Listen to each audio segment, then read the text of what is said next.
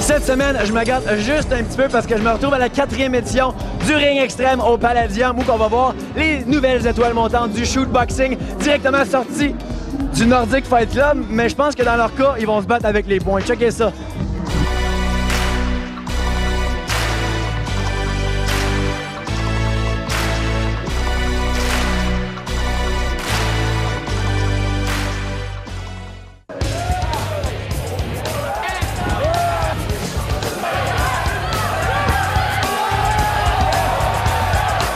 Danny, Johan, 4e événement Ring Extrême à Québec. Ça fait 9 mois qu'on ne s'est pas vu.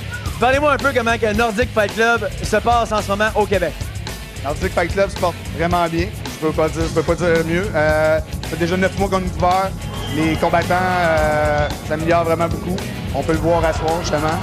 C'est sûr, c'est des gars qui avaient toute l'expérience dans un certain domaine, style taekwondo, karaté, lutte. Là, ils viennent chez nous chercher, se compléter, aller chercher du grappling, du jiu-jitsu brésilien. On fait un amalgame de tout ça pour que ça devienne vraiment des combattants de MMA, de combat ultime. On a vraiment un style approfondi. On y va vraiment pour la lutte, pour le stand-up puis le sol. C'est ça qui fait la différence avec toutes les autres écoles. Je pense qu'on est vraiment complet.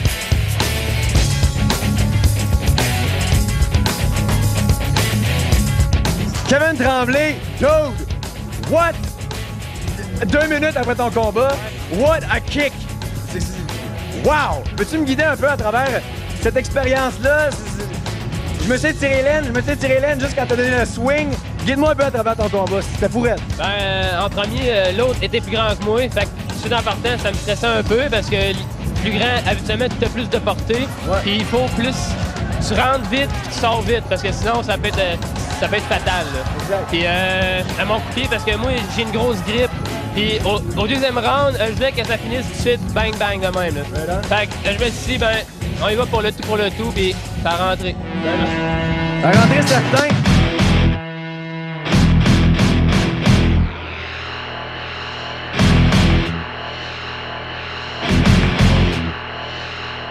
C'est ton 2e combat amateur seulement. Tu as un gros background en taekwondo, donc le kick vient naturellement pour toi. Qu'est-ce que ça prend pour devenir vraiment un bon combattant ici au Québec, dans le shootboxing?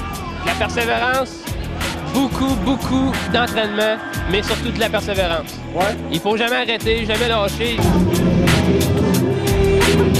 Qu'est-ce qui t'a pris de t'en aller dans quelque chose, dans un domaine qui pourrait être défiguré à vie, que les femmes n'aiment pas parce que justement t'as comme le nez tout croche?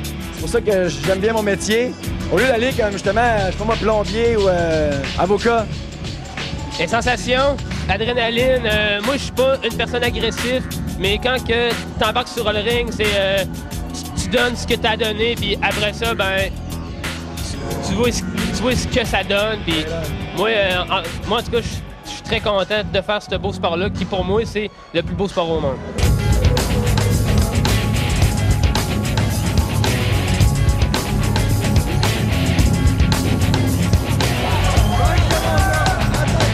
Guillaume de Lorenzi, saveur italienne. Comment ça va ce soir? Ça va très bien ce soir, surtout en regardant la soirée de shootbox là, ici au Palladium. Très bien. Écoute, je suis très fébrile de te voir en ce moment parce que tu viens de faire le saut entre pro amateur, 4 victoires en 4 combats. Parle-moi un peu de ça. T'es plus un bambin, là. T'es rendu dans le cours des grands. Ben, j'ai quand même sauté vite parce que à un moment donné, au niveau des shootbox, au niveau amateur, j'avais plus nécessairement d'adversaire. J'étais rendu à un point où on me disait « OK, c'est le temps de faire le saut ». Fait qu'on m'a poussé un peu dans le dos. J'étais d'accord, c'est ce que je voulais aussi. Fait que j'étais prêt mentalement. Puis oui, ça fait exactement 10 mois. C'est quand même nouveau. Là, je suis un rookie au niveau des professionnels. 4 victoires, des camps d'entraînement tous les 2 mois, des combats tous les 2 mois.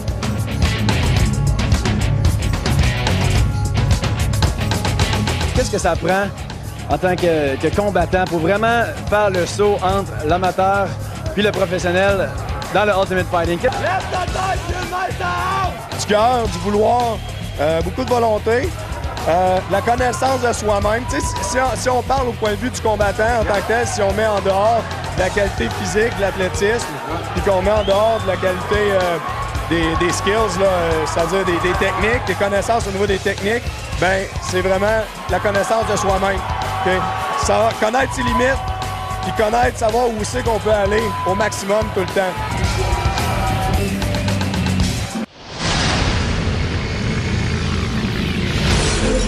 Guillaume se met dans l'heure du quiz spontané. Tu réponds le plus rapidement, le plus spontanément possible. Ça va, t'es prêt? Prêt? Bang! Je suis pas prêt pour ça. Au niveau du déodorant, tu vas plus au niveau de Old Spice ou plus à Lady Speed Stick by Menon?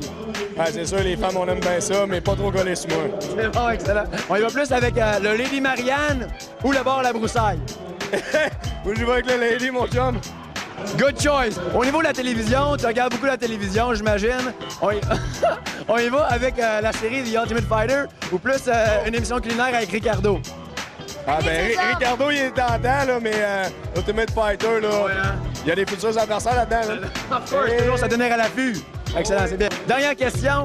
S'abattre dans une cage contre Georges Saint-Pierre ou s'abattre, mettons, dans du jello, dans une cage, encore une fois, contre Scarlett Johansson, mettons? Mais là, tu choisis pas la bonne affaire parce que Georges Saint-Pierre, c'est mon prochain. Ah oui, pour vrai? You got it. You got it.